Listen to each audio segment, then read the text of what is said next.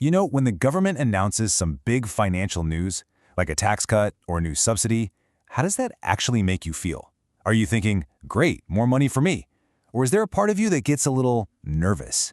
Well, let's get into this, because it turns out that how we interpret these big announcements has a huge impact on the entire economy.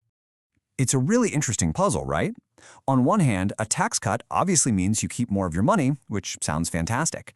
But on the other hand, you have to ask, why are they doing it? Is this a sign that things are going great, or are they trying to fix a problem we don't even see yet? This very question is at the heart of some fascinating new research. So to really get this, we need to wind the clock back a bit to late 2021 and early 2022.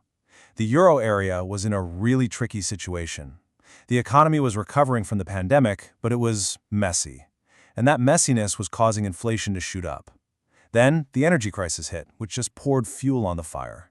So naturally, governments all over Europe started rolling out measures, tax cuts, subsidies, you name it, to try and help people out.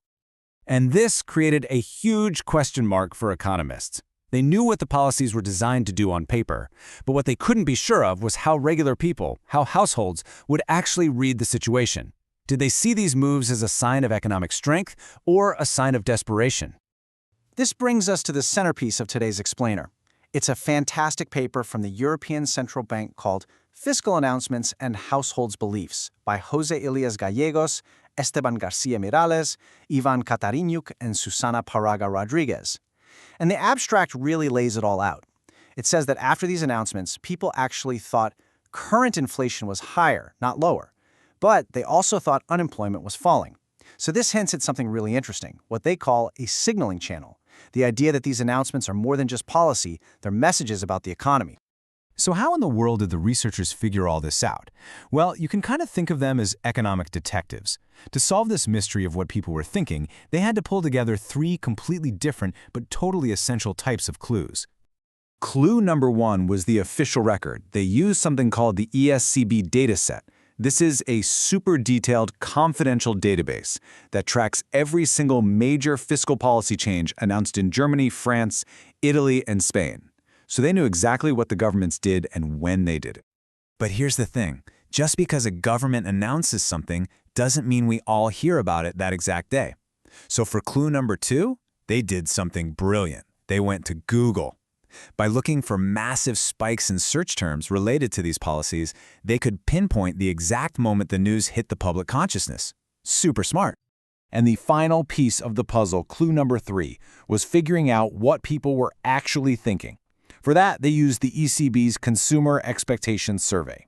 This is a huge survey. We're talking over 10,000 households every month, asking them directly what they think is going on with inflation, jobs, and the economy. It's like a direct line into the public's brain. Okay, so they've got their three piles of clues: what the government did, when we heard about it, and what we were all thinking. But here's the million-dollar question. How do you prove the announcement caused people to change their minds? I mean, maybe it was just a coincidence, right? This is where the real genius of their study comes in. They used a very powerful statistical tool called a regression discontinuity design, or RD for short. The best way to think about it is like finding a perfect natural experiment. It lets you zero in on a cause and effect relationship by finding a sharp dividing line and just looking at what happens right on either side of it. Here's how it works in practice. It's actually pretty straightforward. First, you take the exact date of the announcement. That's your cutoff. Then, you look at the group of people who took that survey in the few days right before the announcement. Next, you look at the group that took the survey in the few days right after. These two groups of people are basically identical in every way, so if you see a sudden, sharp jump in their answers right at that cutoff line, bam, you can be pretty darn sure the announcement caused it. It's a really clean way to find the true impact. So they ran this incredibly rigorous method on all that data. The verdict came in, and honestly, it was pretty surprising. First off, get this. After the government announced measures to help with the cost of living, people's perception of current inflation actually went up by about 0.19 percentage points. Instead of feeling relieved, it seems like people thought, whoa, if the government has to step in like this, inflation must be really bad right now. But, and this is key, at the exact same time, their perception of unemployment went down by about 0.17 percentage points. So they also saw the government's action as a sign that the job market was strong and the economy was fundamentally healthy. healthy enough to be cooking up all this inflation in the first place. So let's just put those two pieces together, because this is where the story gets really clear. People updated their view of today. Inflation is higher, but unemployment is lower. But, and here's the kicker, when asked about inflation a year from now, their expectations didn't change at all. They saw this whole thing as a temporary problem. They did, however, think the good times for the job market would continue. So this brings us to the big theoretical question. What explains this weird pattern? Why would people see an announcement and immediately think things are worse right now, but not change their minds about the future? It suggests something much deeper is going on. The researchers' big idea is what they call the signaling channel. It's the theory that fiscal policy isn't just about moving money around. It's also a powerful signal. The government has way more data than any of us, and through its actions, it's sending a message to the public about the true state of the economy. The information is as important as the action itself. And look, they didn't just make this up.